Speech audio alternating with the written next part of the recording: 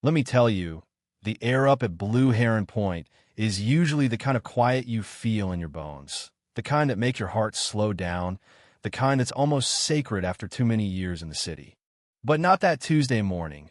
Oh no, that morning I just finished a 5-hour drive, all dreams of a couple days peace in my head, and I stepped out of my truck ready to hear nothing but the lake and the wind, except the first thing my boot hit wasn't gravel. It was the cold, mean edge of razor wire. Razor wire, right there across my cabin driveway, glinting in the sunrise like some kind of challenge, daring me to bleed if I tried to set one foot on my own land. I just stood there, jaw slack, staring, because for one stupid second, my brain refused to believe it. And who's standing beside that fresh, illegal boundary? Brenda Vance, Queen Karen of Anchor Bay Estates, wrapped up in a neon pink bathrobe and lime green gardening clogs, looking like the winner of the HOA Power Trip Olympics. She's already yelling, her voice echoing across the property, hollering about emergency enforcement lockdown and critical shoreline violations. Behind her, 3 of her loyal stooges, men who look like they get winded folding a deck chair, are busy hammering that wire right across my dock. If you'd seen them, you'd swear they were prepping for D-Day, not trespassing on state-regulated lakefront. And then, from the left, here comes Walter Henderson, my oldest neighbor. Poor guy's eyes are wild. His whisper is frantic. Brenda's just declared my property a public nuisance, slapped me with $6,500 in fines overnight.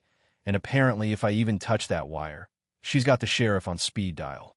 But here's the thing. What Brenda doesn't know, what none of them know, is that I hold one little piece of information that's about to flip the table. So in that first explosive minute, I'm not scared. I'm hurt real deep. Because that's the cabin my dad built with his own hands, the place he left me, my last real piece of quiet in a loud world, and now it's wrapped up like a crime scene, just so Brenda can puff up her feathers. She's ranting about my cedar porch, my dad's handiwork, and that old stone fire pit we've used for generations, saying they're dragging down property values. She's acting like she's cleaning up Chernobyl, not harassing an old family cabin. I don't even bother to argue. I just pull out my phone, the secure one, the one with the direct line, and start snapping pictures. Every inch of that wire, every illegal metal stake, every smug, punchable smirk on her face. Then I send one short, cryptic text to a contact saved as the Hammer. That's all it takes. The engine of real justice is already rolling toward the lake, even if Brenda's too busy gloating to hear it.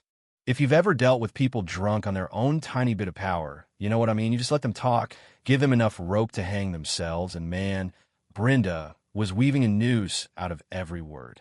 She's screaming about seizing my truck, taking my dock, tripling my fines if I so much as blink. Meanwhile, my neighbors are peeking through their curtains, terrified but desperate for someone to stand up to her. Her henchmen keep hammering stakes into my ground, while I just walk slow and deliberate, cataloging every violation in my head. My chest is tight, but it's not fear, it's fury. This place isn't just a shack. It's my dad's legacy. I've fought for it once. I'll fight for it again. Brenda, hands on her hips, blocks my path and orders me off my own property, threatening arrest, like she's auditioning for Broadway. Just then, I see a faint dust cloud on the horizon, vehicles responding to my text. Brenda misreads my smirk as panic and immediately doubles down, shoving a compliance waiver in my face, one that would let the HOA claim eminent domain over my shoreline. If I refuse, I'm banned for a month. Honestly, it's so ridiculous, I can't help but laugh. That laugh scares her. She flinches, not understanding why I'm not crumbling. She tries to whisper a threat, but I just point to the wire and ask, "Did you get the state permits for that installation, Brenda?" Her eyes flicker. For a split second, she's actually scared. But she doesn't get to answer, because that dust cloud grows, and now you can hear engines, 3 sheriff cruisers, and an unmarked state vehicle, crunching up the gravel like something out of a movie. Brenda tries to rally her troops, shouting orders, but guilt is rolling off her board like heat. As the officers approach, Brenda tries to play the victim, claiming I threatened her and that the wire is a safety measure. But none of the officers are looking at her. They're all looking at me, waiting for a sign. And that, right there, is the moment Brenda's house of cards begins to collapse. The officers walk right past her, give me a nod only people in government service recognize. Brenda's jaw drops. "Who are you?" she whispers. I just say, "Thank you for coming, officer. We'll take it from here." And that's when it dawns on her. She's picked a fight with the one person in the state who can legally dismantle her life. The cruisers roll away, and Brenda tries to reclaim her throne, barking orders at her board, declaring emergency shoreline protocol, acting like she's still in charge. Logic has never mattered to Brenda, just control. I just keep documenting everything. Every illegal anchor, every zip-tied camera hidden in the pines, every little piece of her petty kingdom. Eventually, she storms up waving a stack of citations. Nearly $8,000 now for nonsense like failure to maintain visual harmony. She leans in, hissing that just my presence is a disturbance to community tranquility. I almost laugh in her face, but I just keep gathering evidence. She has no clue what's coming. Then a tremor, Walter again, rushing up, clutching a thick envelope. He's shaking as he hands it over, terrified. Brenda sees it, storms over, accuses us of illegal document exchange. I kid you not, like she's Homeland Security. Inside the envelope, screenshots, videos, months of notes, proof of HOA harassment, extortion, property tampering, even footage of Brenda's goons stealing a neighbor's boat lift in the middle of the night. As I flip through, my stomach drops. This isn't just petty HOA drama. This is a criminal operation to seize shoreline property. Brenda, watching, goes pale. She starts yelling that the evidence is forged, that Walter is unstable. But her voice cracks. She's scared, and everyone can hear it. I ignore her because right then I spot an orange survey flag near the water, marked with a code matching a spot on the HOA map. They planned the wire days ago, mapping my property like they intended to claim it. Brenda tries to grab the flag out of my hand, shrieking that if I don't show up to an emergency meeting in 2 hours, I'll be banned for life. It's desperation, plain and simple. I walk away, ignoring her, because now I've got enough proof to bring her entire operation down. I drive back toward the Capitol, the razor wire and Brenda's screaming fading in my rearview mirror. My brain switches gears, out of emotion into strategy, like it always does when real power is at play. When I step into the governor's office, he's already seen my photos, confused, angry, not sure what to make of it.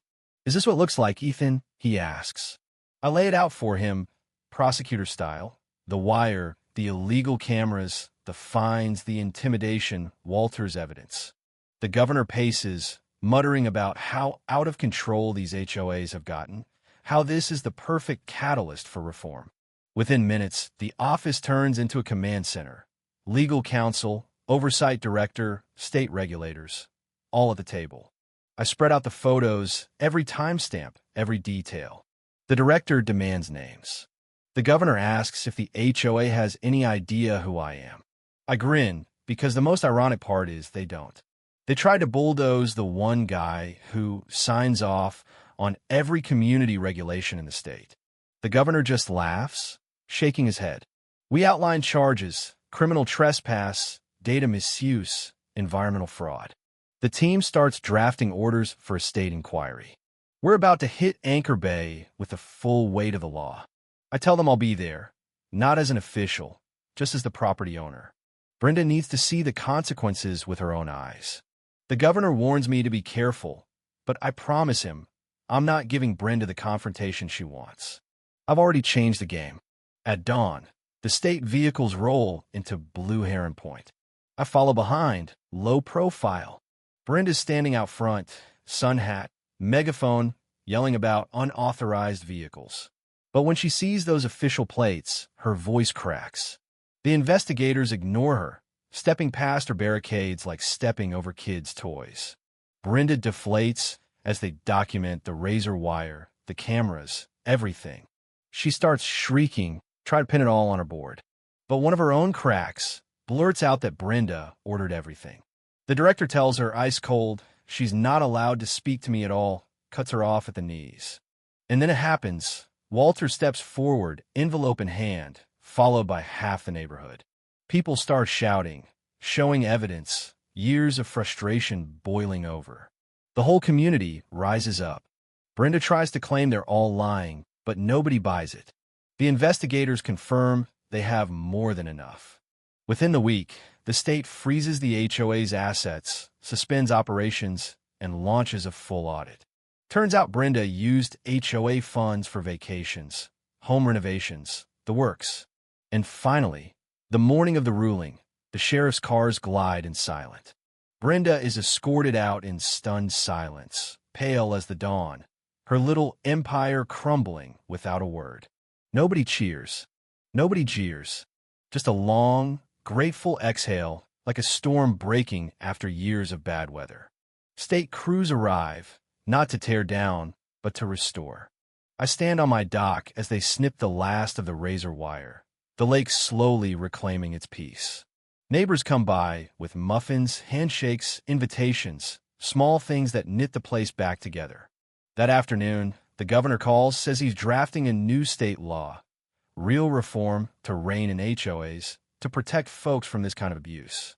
He asks if I'll stand with him when he signs it, not as chief of staff, just as a guy who stood up for what was right. I say yes, because now it's not just about my cabin. As the sun sets, neighbors gather to help rebuild the dock Brenda tried to ruin. We work side by side, laughter echoing, the last boards nailed in place. A little boy runs up, hands me a sign he made, "Welcome home." And I tell you, no court win, no legislative victory could ever feel better than that, because the real ending is peace, trust, community. Brenda's downfall didn't just end her reign. It reminded everyone that power without kindness is just cruelty in disguise, and sooner or later, it always breaks. So, sure, we won the legal fight, but let me ask you, what's harder to win back? The money, or the trust and peace that was lost? When people like Brenda weaponize rules and paperwork to rule by fear, what's the best defense? State power? Or just one person willing to say enough? Drop your thoughts in the comments. Have you ever tangled with an HOA that thought it was the mob? How did you fight back? Share your story, because knowing you're not alone is half the battle. And hey, don't forget to like and subscribe if you want to see the final update when that reform bill, Brenda's legacy, whether she likes it or not, becomes law.